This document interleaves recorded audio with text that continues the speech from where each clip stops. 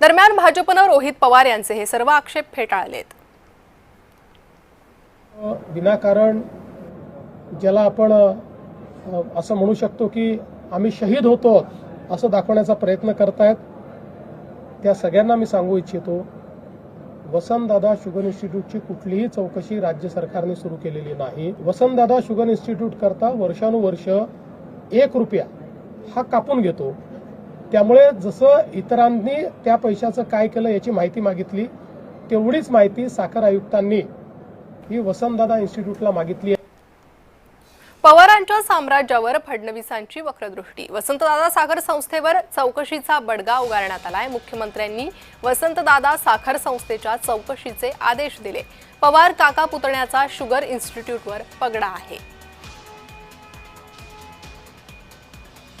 तर रोहित पवारांकडूनही त्यामुळे दावे करण्यात आलेले आहे।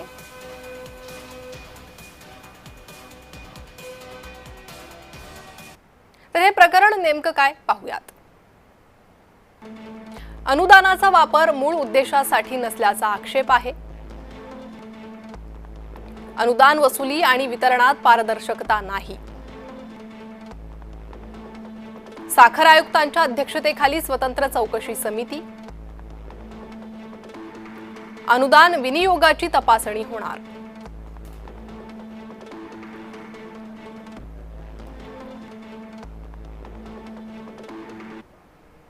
शरद पवार साहेब मुख्यमंत्री असताना आणि त्यानंतर काँग्रेसचे शासन असताना कुणाकुणावर चौकशा लावल्या?